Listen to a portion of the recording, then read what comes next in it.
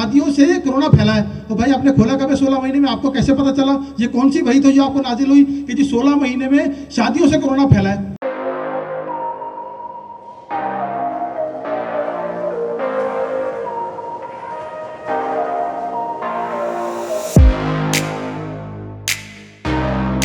अगर आपको ये खौफ है कि आपके रेस्टोरेंट्स बुलडोज कर दिए जाएंगे और आपके रेस्टोरेंट सील कर दिए जाएंगे और आपके पास एक राइट रीज़न मौजूद है कि भाई जहाज़ के अंदर पूरा जहाज़ फुल ट्रैवल कर रहा है, 4 घंटे की फ़्लाइट हो, 6 घंटे की फ़्लाइट हो, तो ओपन स्पेस में आपके रेस्टोरेंट क्यों नहीं चल सकते?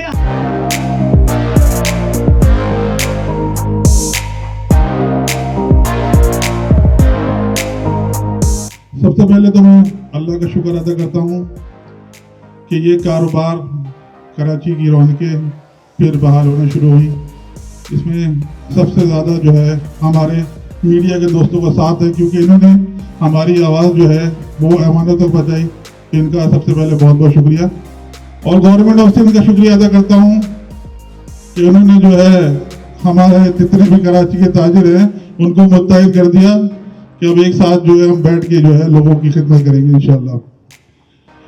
जहाँ तक के कोविड की जो सिलसिला है, हमारे असद भाई, फैजान रावत साहब और इनकी टीम ने माशाल्लाह बड़ी खिदमत की। इन्होंने अपनी मदद आपके तहत जो है तमाम लोगों से मुलाकातें की, अपनी इंडस्ट्री के लिए जो है वो हर जगह गए और अल्लाह का शुक्र है कि इसमें कामयाब हुए। और आज जो है तमाम जो इनके कारोबार जो आउटडोर है वो खुल गया और इंशाल्लाह 1 तारीख से जो है इंडोर और जो चीज़ें बन रही इंशाल्लाह वो खुलेंगी। सबसे पहले मैं आप सबको मुबारकबाद दूंगा कि अल्लाह ताला ने आपकी इस तंजीम को, आपकी इस एसोसिएशन को कामयाबी से इनकनार किया। और दूसरी बात, बस छोटी सी बात है, इस शहर में बारिश होती थी, उस बारिश के अंदर 80 लोग करंट लगने से मर जाते थे और इस शहर का अमीर से अमीर आदमी, पढ़े लिखे से पढ़े लिखा आदमी और जाहिल से जाहिल आदमी ये बात बोलता था कि हाँ बारिश हुई है, इसमें तो मरते हैं ना लोग। हमने 2018 की बारिश में एक छोटी सी वीडियो डाली कि अगर एक शख्स भी मरा किसी भी इदारे की गफलत की वजह से, मैयत दफन नहीं होगी जब तक इस इदारे के मालिक का नाम से FIR नहीं कटेगी कत्ल की। आप यकीन जाने हमने शहर में मरने वाले 80 के 80 लोगों की FIR कटवाई उस इदारे के ख़िलाफ़। करोड़ों रुपए की हमें ऑफ़र हुई, हर तरह की थ्रेड आई, हमने बर्दाश्त किया। और खुदा का करना ये हुआ कि 6.5 लाख पोलों पे अर्थिंग हुई इस कराची के। उसके बाद 4 बारिशें हो गई, किसी में 6 लोग मरे। हम पे तो चूंकि अदालत से पाबंदी लग गई, हम नाम भी नहीं ले सकते उस अदारे का, और अभी तक वो केसेस जारी हैं। मैं जा रहा हूँ और हमें भरोसा भी अपनी अदलिया पे। बिल्कुल इसी तरीके से जब हमसे रब्ता किया असद हनीफ साहब ने, फैज़ान रावत साहब ने, सईद भाई ने, हनफिया ब्रोस्ट वाले, समद साहब ने और इन तमाम लोगों ने, शाहीन शनवारी वालों ने, मैंने इनसे एक बात बोली कि अगर आपको ये खौफ है कि आपके रेस्टोरेंट्स बुलडोज कर दिए जाएंगे और आपके रेस्टोरेंट सील कर दिए जाएंगे और आपके पास एक राइट रीज़न मौजूद है कि भाई जहाज़ के अंदर पूरा जहाज़ फुल ट्रैवल कर रहा है, 4 घंटे की फ़्लाइट हो, 6 घंटे की फ़्लाइट हो, तो ओपन स्पेस में आपके रेस्टोरेंट क्यों नहीं चल सकते? आप ये बात जाके हुक्मरानों को बताएं। आप मिले NCOC में जाके, आप मिले वज़ीर आला से, आप मिले वज़ीर आज़म पाकिस्तान से। आप कराची के रहने वाले हो, पाकिस्तान का 69% रेवेन्यू आपकी वजह से तो जनरेट होता है भाई। सिंध का 90% रेवेन्यू आपकी वजह से जनरेट होता है। अब आपके हुकूक के लिए मैं आवाज़ उठाऊं, आपके हुकूक के लिए मैं बाहर निकलूं, ये मुमकिन नहीं है। आपको स्टेप लेना पड़ेगा। आप कहते हो आपको इदारा बनाना है, मैं आपको बताऊंगा इदारा कैसे बनता है, कैसे रजिस्टर्ड होता है। हिम्मत होनी चाहिए आप में। तो फिर असद हनीफ, फैज़ान रावत, इन सब ने बोला कि हम आखिरी हद तक जाएंगे, हम अपने यहाँ काम करने वालों को हज़ारों रुपए दे रहे हैं जबकि वो काम नहीं कर रहे। किसी की बहन की शादी है, किसी की कोई खुदकुशी करने जा रहा है, किसी की 14 महीने की तनख्वाह चढ़ गई है, किसी सेंटर का बिजली का बिल आ गया इतने लाख रुपए का। इन दी एंड इन लोगों ने स्टेप लिया और खुदा ने इनको 12वें दिन पहले खुशी खबर सुनाई। और आपके सामने आप कल जो कुछ हुआ है इसके अंदर इनकी बहुत मेहनतें हैं। NCOC के जनरल गुराया साहब से मुलाकात, टाइम लेना, वहाँ से फ़ोन कर रहे थे कि हम 24 घंटा हो गया वेटिंग पे बैठे हुए, हमारा टाइम आगे बढ़ गया, दोबारा आगे बढ़ गया, तिबारा आगे बढ़ गया। लेकिन ये सारी जहमतें, ये सारी ज़िल्लतें किस चीज़ के लिए थी कि ये जो इन्होंने पैसा लगाया है, इसके अंदर इनके पार्टनर्स हैं, इसके अंदर इनके इन्वेस्टर्स हैं, इसके अंदर इनकी साख है, इनके बाप दादाओं के बनाए हुए नाम हैं, ये खाक में मिल रहे थे। किसी को बैंक थ्रेट कर रहा है, किसी को कोई थ्रेट कर रहा है, कोई डिप्रेशन का शिकार है, किसी की बीवी नाराज़ हो गई। ये वो सारे मसाइल थे जो किसी के सामने नहीं रख सकते थे। लेकिन आज इन्होंने मिलजुल के एक स्टेप लिया, खुदा ने इनको एक मकाम दिया, इज्जत दिया। आज पूरे पाकिस्तान में खबर आई कि सारा इंडोर भी खुलने जा रहा है। पूरी दुनिया में एक सिस्टम के तहत सारी चीज़ें चली। दुनिया ने क्या किया? अपने लोगों को पैसे दिए। हमारा मुल्क इस काबिल नहीं था कि वो ठीक है, मईशत में मसले, कर्जदार मुल्क है, लोगों को पैसे नहीं दे सकते, लेकिन सहूलत तो दे सकते हैं हम लोग। हमारे अपने सिस्टम में बहुत सारी सहूलियात मौजूद हैं, वो हमें नहीं मिल सकी। 16 महीने से हमारे रेस्टोरेंट बंद कर दिए गए, हमें बोला जी इसको बंद कर दें। कराची की आवाम 3 करोड़ लोग यहाँ पर रहते हैं, कुछ लोग बोलते हैं 3.5 रहते हैं, 3 करोड़ लोग रहते हैं, मैं कहता हूँ 2.5 करोड़ रहते हैं। 2.5 करोड़ लोगों का वाहिद तफरी का मसला ये होता है कि वो अपनी वाइफ को लेता है, बच्चों को लेता है, मोटरसाइकिल पे बैठता है और खाना खाने आ जाता है, खुले माहौल में बैठता है, ये सारा माहौल देखता है तो उसकी जहनी टेंशन रिलीफ मिल जाता है, जहनी टेंशन दूर हो जाती है। उसके घर में कोई झगड़ा चल रहा होता है तो खाना खाने भी अभी भी बाहर निकलते हैं। हमारी टेबलों पे तो झगड़े, लोगों के मसले हल होते हैं। जो लोग डिप्रेशन, आपने तो उनको डिप्रेशन में डाल दिया, लोगों को डिप्रेशन में डाल दिया, लोगों को चीज़ें बंद कर दी। पूरी दुनिया में मुझे कोई मिसाल दें कि जहाँ पर टेक अवे बंद हुआ हो, डिलीवरी बंद हुई हो, पैटियोज बंद हुए हो, बाहर बिठा के खाना खाना बंद हुआ है, भाई कोई चीज़ बंद नहीं हुई। मुझे किसी मुल्क का मॉडल तो दिखाएं, किसी भी मुल्क का मुझे मॉडल तो दिखाएं। आप समझते हैं कि शादी हॉल बंद करने से शादियां नहीं होंगी, ऐसा नहीं है मेरे भाई। शादी हॉल वाला बंद करके चला जाएगा, रेस्टोरेंट वाला ही बंद करके घर चला जाएगा। मुझे आप एक बात बताएं, आप तो अलाइड इंडस्ट्रीज़ का चक्का ख़राब कर रहे हैं, पूरा उनका सर्किल ख़राब कर रहे हैं। शादी हॉल, जब किसी की शादी होती है तो वो कपड़े सिलवाने जाता है, दर्जी उधर बैठा हुआ है, वो फर्नीचर बनवा रहा है तो वो फर्नीचर वाला उधर बैठा हुआ है, इलेक्ट्रॉनिक्स वाला जब बैठा हुआ है तो इलेक्ट्रॉनिक्स वाला कमा रहा है। पूरी एक अलाइड इंडस्ट्री है। आप समझ रहे हो, आपके शादी हॉल बंद करने से क्या, मुझे आप एक बात बताएं कि शादियां रुक जाएंगी? 100 गज के मकान में 200 लोग जमा हो जाते हैं, वहां पर कोरोना फैलेगा या वो शादी हॉल में फैलेगा जहां पर इंतजाम मौजूद हैं? आपने बंद कर दिया। फिर आपने बोला शादियों से कोरोना फैला है, तो भाई आपने खोला कब है 16 महीने में? आपको कैसे पता चला? ये कौन सी वही तो जो आपको नाजिल हुई कि जी 16 महीने में शादियों से कोरोना फैला है? तो भाई शादियों से कोरोना नहीं फैला है, ठीक है ना, खाना खाने से कोरोना नहीं फैलता। दूसरी तरफ हम आ जाते हैं अपने डाइनेस की तरफ। हमारे डाइनेस बंद कर दिए गए। देखिए मैं आपको एक बात अर्ज करता चलूँ, कराची के आवाम की मैंने बात की, डिप्रेशन की। अब आप हमारे लोगों पे आ जाएं, 10 लाख लोगों वहाँ पर नौकर हैं, नौकरी दी हुई है, लोगों ने इन्वेस्टमेंट की हुई है, उससे नौकरी जनरेट हुई है।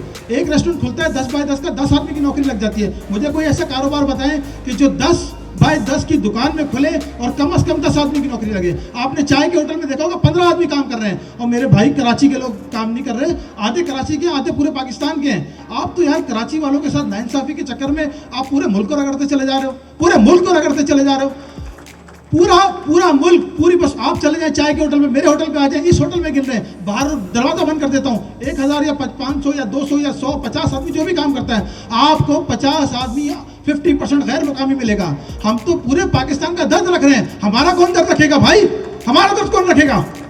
आप तो पीछे चले जा रहे हो, पीछे चले जा रहे हो, पीछे चले जा रहे हो। ना मैं कोई सियासतदान हूँ, ना मेरा किसी सियासी जमात से ताल्लुक है, ना मैं कभी सियासत के लिए निकला हूँ, और मैं बोलता पहले भी ऐसे था, अभी भी ऐसे ही बोलता हूँ। मुझे कोई सियासत का शौक नहीं है मेरे भाई, और ना मैं करना चाहता हूँ। मैं तो ये पूछ रहा हूँ कि इस मुल्क की, इस हमारे शहर की दाद रसी कौन करेगा? कौन करेगा? कोई सियासी जमात नहीं खड़ी हुई हमारे लिए बोलने के लिए। एक स्टेटमेंट नहीं है कि रेस्टोरेंट खोल दो, क्यों? ये अमीर लोग हैं। कोई सियासी जमात नहीं खड़ी हुई शादी हॉल खोल दो, बोले ये अमीर लोग हैं। अरे भाई हम अमीर हैं, हमारे लोग तो गरीब हैं। एक आदमी के पीछे आप 100 लोगों को मार रहे हो, 100 लोगों को। एक जुम्बिश कलम से आप 10-10 हज़ार आदमी को बेरोजगार कर रहे हो, बेरोजगार कर रहे हो। क्यों? वो कराची में हमारे शहर को रेगुलराइजेशन नहीं मिल सकती। क्यों नहीं मिल सकती भाई? सबको मिल रही है। आपका जो SRO लाहौर का है, इस्लामाबाद का, वो कराची में क्यों नहीं है? क्या कराची कोई अलग दुनिया से आया है? आप तो उसकी बात ही नहीं करते। बात रही फिर हमारी दादरसी की, हमारा काम कौन करेगा? भाई असद हनीफ अकेला निकला था, अकेला। मैं तो बहुत बाद में आया हूँ। 1 महीने 10 दिन मेरे ख्याल से लगे और ये सारे काम अल्लाह की तरफ से हो गए। वो अकेला निकला था। वो जब अकेला निकल के रोडों पे तकरीर करता था तो मैं बोलता था पागल है था। मुझे लोगों ने भेजी तो यार ये निकल रहा है बाहर, तकरीर कर रहा है, वीडियो बना रहा है, फलाना कर रहा है। मैं बोला पागल है। उसने मुझे कायल कर दिया, उसने मुझे कायल किया, मैं उसकी तरफ आ गया। उसने बोला फैजान भाई आप मेरे साथ कब तक हैं? मैंने कहा तुम मुझे अच्छे आदमी लगे, जब तुम्हारे साथ 2 लोग रह जाएंगे तो दूसरा मैं आऊँगा। तो अल्हम्दुलिल्लाह हमने क्या किया? हमने कुछ नहीं किया, हमने कोई एहतिजाज नहीं किया। बहुत सारे हमारे भाई कहने लगे, परेशान थे रेस्टोरेंट वाले, यार करोड़ों रुपए के नीचे आ जाते हैं, आपको नहीं पता। आप सुबह लॉकडाउन लगाते हो, किसी के यहाँ 5 लाख का माल, किसी के यहाँ 50 लाख का माल, किसी के यहाँ 1 लाख का माल एक्सपायर हो जाता है। आप एक्सपायरी के पैसे दे रहे हो क्या? आप एक्सपायरी के पैसे दे रहे हो क्या? कोई हमारा माल नहीं उठाता। ड्रिंक हमारी एक्सपायर होती है, मीट हमारा एक्सपायर होता है, सारी की सारी वेस्टेज में चला जाता है। आप आज फैसला करते हो कल बंद करना है, अरे भाई कर दो बंद। हमारे पास जो माल आया हुआ है वो कौन लेके जाएगा? कंपनियां माल नहीं उठा रही, हमारे लिए कोई बात करने वाला नहीं है। चैम्बर को कुछ बोलो तो नाराज़ हो जाते हैं, वहाँ से फ़ोन आते हैं कि जी आपने तो टीवी के चैनल में बैठ के वो बड़ी तौहीन कर दी जी हमारी। मैंने कहा जी तौहीन नहीं की, मैं कह रहा हूँ जी आप हमारे लिए बात तो करें। हमारा आपने चैम्बर पे बुलाया क्यों है? आप उसका नाम क्या है? Karachi chamber of commerce and industries. वो भाई उसका मतलब तो सुन लो। पूरे कराची को नुमाइंदगी कर रहे हो तो ये रेस्टोरेंट वाले 3,500 रेस्टोरेंट हैं। हमारे यहाँ 10 लाख लोग काम करता है। जो कभी स्कूल नहीं गया ना वो भी हमारे यहाँ नौकर है, जो कभी स्कूल नहीं गया हमारे यहाँ नौकर है, और जो चार्टर्ड अकाउंटेंट है वो भी हमारे यहाँ नौकर है, नौकरी करता है। आपने लोगों को बंद कर दिया। 20,000 25,000 मिनिमम वेजेस, 15,000 घर का किराया। आप बताओ कैसे गुजारा करेगा? हम बताते हैं हमारा वेटर कैसे गुजारा करता है। आप हमारे वेटर को मैनेजर बनाओगे? नहीं बनेगा। बोला नहीं बनना, क्योंकि मेरे भाई उसको टेबल से पैसे मिल रहे हैं, टेबल करता है, पैसे लेता है, 1,000 1,500 500 400 अपने घर ले जाता है, अपने बच्चे का दूध ले जाता है, फलानी चीज़ ले जाता है। आपने टेक अवे डाइन आउट और डाइन इन बंद कर दिया। उसका तो 16 महीने से आपने देखो हमारे ही रेस्टोरेंटों से उसकी बेटी की शादी हो रही है, माँ का इलाज हो रहा है, बाप का इलाज हो रहा है, तमाम लोगों का चीज़ें चल रही हैं। अल्लाह चलाने वाले, अल्लाह ने एक निज़ाम चलाया। आप उस निज़ाम को ही जो है वो रोक रहे हो, तो फिर आप मुश्किल में तो आओगे ना। फिर आप बोलते हो मईशत में मसला है, फलानी चीज़ है, टैक्स कलेक्शन नहीं है। आपने इतनी बड़ी टैक्स कलेक्शन रेवेन्यू रोक दिया। शादी हॉलों से जो अलाइड इंडस्ट्रीज वाबस्ता हैं, जब एक पहिया मईशत का घूमता है तो फिर घूमता चला जाता है। आप उसको रोक रहे हो। हमने ये बातें जाके समझाई। हमारे दोस्त अहबाब कहने लगे जी ये एहतिजाज करेंगे, फलाना करेंगे। तो वो मेरी एक वीडियो वायरल हुई रोते हुए। लोगों ने पूछा यार वो ड्रामा कर रहा है, रो रहा है, फलाना कर रहा है। अरे भाई बात सुनो, वो मैं रोया क्यों? एक साहब कहने लगे जी एहतिजाज करें, एहतिजाज करें, एहतिजाज करें। मैंने कहा जी एहतिजाज वाले हम लोग हैं ही नहीं। हमारे यहाँ तो कोई आके खाना खाए और खुदा न खास्ता वो हमसे लड़ने लग जाए तो उसका बिल माफ़ कर देते हैं, उसको दूसरा खाना दे देते हैं। अस्सलाम वालेकुम सलाम। सर, एकरा के बारे में पूछना ये चाहूँगा, जैसे कि तकरीरें की गई तो पीपल्स पार्टी का नाम सईद गनी साहब का और जितने उन लोगों के रहनुमा हैं, जितने इस टाइम हुकूमत के अंदर, उनका नाम लेके उन्होंने बड़ी मदद की। इस पूरे एकरा के इस्टेब्लिशमेंट के 1 मंथ के दौर के अंदर पहले कभी भी कुछ होता था तो एमकेएम बढ़ चढ़ के कराची वालों को सपोर्ट करती थी। इस एकरा की इस्टेब्लिशमेंट के अंदर, इस पूरे काम के अंदर एमकेएम ने क्या किरदार अदा किया? यहाँ पर इस तकरीब में मुझे ज़रा बताएं कि मैं एमकेएम के प्लेटफॉर्म का शख्स हूँ, मेरे अलावा कोई पॉलिटिकल शख्सियत बताएं। तो मेरा ख्याल है ये जवाब, मेरी मौजूदगी बहुत मुदल्लिल जवाब है।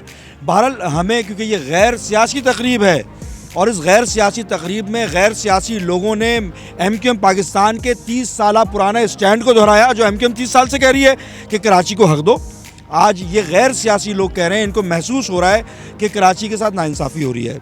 कराची जो रेवेन्यू जनरेट करता है, कराची के लोग जिस तरह कंट्रीब्यूट करते हैं नेशनल इकॉनमी में, कराची की इन जगहों पर गैर मुकामी लोग जिस तरह सर्व कर रहे हैं, यहाँ पर बिना किसी लिसानी वाबस्तगी के, सियासी वाबस्तगी के तमाम लोगों को यकसा तौर पर ट्रीट किया जा रहा है। तो ऐसे शहर के साथ नाइंसाफ़ी नहीं होनी चाहिए। कम से कम आज मैं इस हद तक मुतमईन हूँ कि हमारे स्टांस को इन गैर सियासी लोगों ने, जो मुतासरीन हैं, वो दोहरा रहे हैं। कल ये पानी के लिए भी बात करेंगे, जिसके लिए एमकेएम पाकिस्तान K4 मनसूबे की दर से दराज से बात करिए। कल ये इस हद तक जाएंगे, क्योंकि मैं तो बोलूँगा तो मैं तो FIR कटवाता हूँ। एमकेएम के लोग जितना सफ़र कर चुके हैं, अच्छा ये एमकेएम की बात भी नहीं, अगर मैं फ़र्ज़ करें किसी गली में पानी की बात कर रहा हूँ तो उस गली में रहने वाला पंजाबी, पठान, पश्तून सब उस गली से मुस्तफ़ीद होंगे। तो हम तो कराची की बात करते रहे। कराची को मुस्तहकम करना पाकिस्तान को मुस्तहकम करने के मुतरादिफ है। मेरी सपोर्ट, हमारी सपोर्ट, एमकेएम पाकिस्तान की सपोर्ट मुख्तलिफ ताजिर कम्यूनिटी की रही है, आज भी है। और हमारी ख्वाहिश है कि पाकिस्तान मुस्तहकम हो, और मुस्तहकम उसी सूरत में होगा जब आप इकनॉमिक एक्टिविटीज़ पे कदगन नहीं लगाएंगे।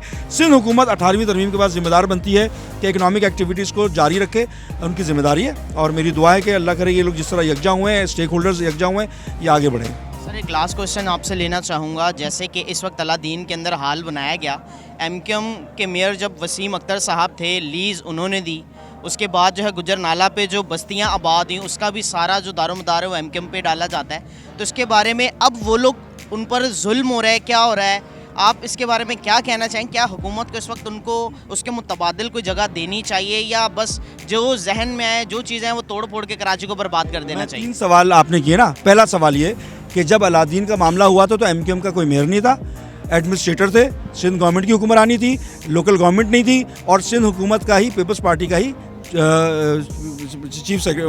चीफ मिनिस्टर था। तो इसका मतलब हुआ कि आप ये सवाल पीपल्स पार्टी से पूछें। जहाँ तक दूसरा सवाल हुआ कि ये जो गुजर नाले पे आबादी बसी, कैसे बसी, MQM वाहिद जमात है जो हमेशा कहती थी कि देखो कराची में डेमोग्राफिक चेंजेस हो रहे हैं, तो हमें चुप करा दिया था। चुप, लसानी की बात कर रहे हो, ये रिकॉर्ड पे चीज़ें मौजूद हैं। आज कराची की पक्की आबादी से ज़्यादा कराची में कच्ची आबादियाँ हैं। अच्छा, अब आगे ह्यूमैनिटेरियन बातें कि नो डाउट अगर ये बस गए हैं तो ये इंसान है, पाकिस्तानी है, बराबर के शहरी हैं। MQM थ्रू आउट मुतालबा कर रही है कि इनको मुतबादिल दो, फिर तोड़ो।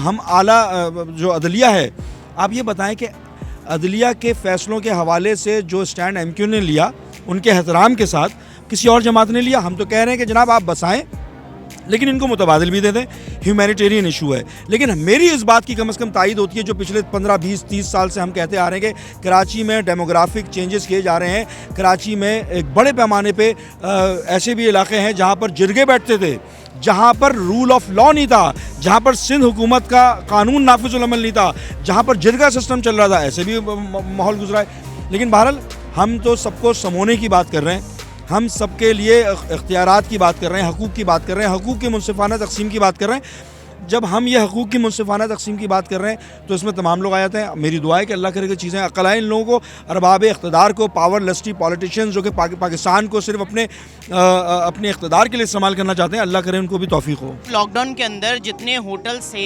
बिजनेसमैन थे उनके रेस्टोरेंट बंद हो गए होंगे, स्टेबल लोग जो हैं वो अभी भी अपना बिजनेस जो रन कर रहे हैं। एकरा क्या उनकी भी हेल्प करके उनको बिल्ड करेगा, दोबारा से उनकी कोई हेल्प करेगा या नहीं? जहाँ तक हो सकेगी, जाहिर है ये तो एकरा ने तो अज़म ही उठाया है इस बात का कि मदद के लिए उठाए। जितनी ताकत होगी, जितना जिसके साथ जो कर सकते होंगे करेंगे, सबके साथ खड़े रहेंगे, आखिरी हद और आखिरी सांस तक खड़े रहेंगे। अभी इस वक्त जो हमारे कैमरे से लोग आपको देख रहे होंगे, जाहिर सी बात है हर कोई यहाँ पे नहीं पहुँच सकता, तो क्या उनको मैसेज देना चाहेंगे कैसे वो आपको ज्वाइन करें और अपने आप को दोबारा रिहैब करें? हमें ज्वाइन करें, अभी कैसे ज्वाइन करें? रब्ता करें। रब्ता करने के लिए रेस्टोरेंट है, कबाब जी है, हवेली है, और जो है वो खान साहब रेस्टोरेंट है। किसी भी रेस्टोरेंट में आए, सबकी बॉडी के नाम चल रहे हैं, बॉडी के नाम पता है लोगों को। जितनी मीडिया ने कवरेज दिया, 40-45 से ज़्यादा जो है आपके TV चैनल के कैमरास थे और जो है तकरीबन 150 से ऊपर अखबार थे। तो मेरे ख्याल से अब हर आदमी को हमारे रेस्टोरेंटों के नाम भी पता है, तो वो हमारे पास आएँ, किसी भी बॉडी के किसी भी आदमी के पास आएँ, हम उनको कन्विंस करेंगे और उनको बताएंगे क्या करना है। देखिए, हर चीज़ का हल है, कोई चीज़ ऐसी नहीं है जिसका हल ना हो दुनिया में, क्योंकि ये दुनिया है, अल्लाह ने इसको बनाया इसलिए। ठीक है।